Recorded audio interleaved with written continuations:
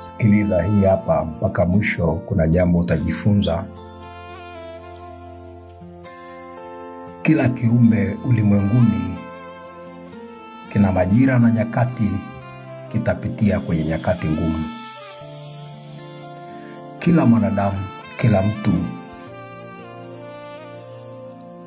Nyakati ngumu zimewekwa kuimarisha imani za watu, kuimarisha maisha ya watu, kuimarisha viroho vya watu, kuimarisha msuli wa watu na viumbe mbalimbali. Wakati ngumu au nyakati ngumu zinapoamuriwa juu ya maisha yako, Mungu ndiye anajua utatokaje. Na nyakati ngumu au majira ya nyakati mbaya yanapoamuriwa juu ya nchi au juu ya watu, juu ya mimea, juu ya viumbe, Mungu naye uweza wake na nguvu zake na mkono wake unakuwepo katika kuhudumia watu wake.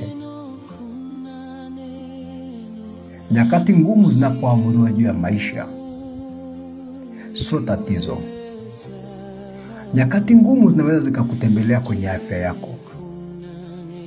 Nyakati ngumu zinaweza kutembelea kwenye mfuko wako kiuchumi. Nyakati ngumu zinaweza zikakutembelea imani yako.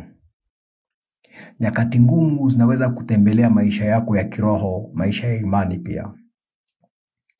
Nyakati ngumu zinaweza zikatembelea ndoa yako. Nyakati ngumu zinaweza kutembelea afya yako ya akili. Nyakati ngumu zinaweza zikaamuriwa juu ya familia yako nzima, kama Ayubu alivyoamuriwa. Nyakati ngumu zinaweza zikaachiliwa juu ya ofisi yako, juu ya kazi yako, juu ya mahali unapopatia riziki. Majira na nyakati ngumu vinaweza vikaamuliwa juu ya mbingu na kwenye ardhi. Na Mungu akakwambia, nimeishuhudia mbingu na nchi. Na majira hayo ukayapitia.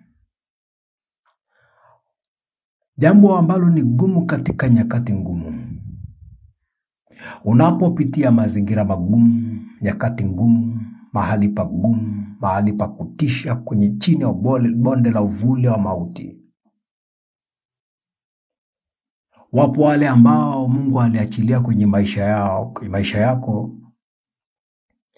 Pale unapojikwaa, wao wakukande na kukufunga kitambaa na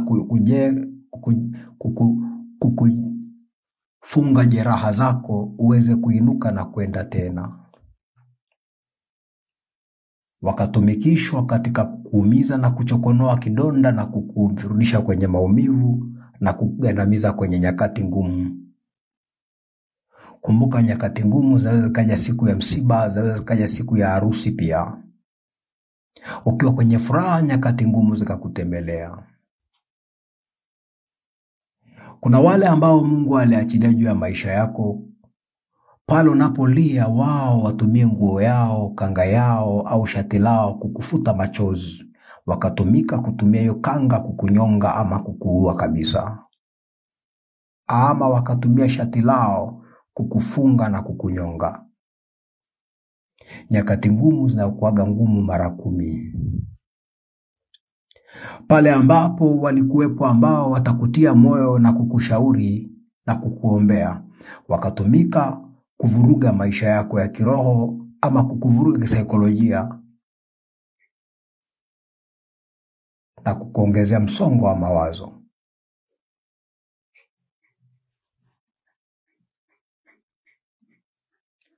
Hawa adui anaweza akawatumia kwa kiwango cha aina yoyote. Pale unapokuwa umelazwa, badala ya wao kukuganga jeraha zako, wakatumika kukunyima chakula ukiwa hospitalini na kukufungia. Pale ambapo unakuwa uko gerezani, wao wakatumika kukunyima hata uji ama maji na kukusema vibaya. Nyakati ngumu gerezani zinakuwa gereza ndani ya nafsi na gereza kwenye mikono na gereza kwenye akili, gereza la ndani na la nje. Pale ambapo unakosa nauli ya kutembea barabarani uende mahali popote, akatumika tena kukufunga kamba ili usitoke hata hapo ndani. Wakati yeye angekutia moyo na kukuambia tumia hii baiskeli kufika unakokwenda, na baiskeli akaichoma ikawa panja ili usiweze kutoka. Hao wanaongeza nyakati ngumu kuwa maradufu.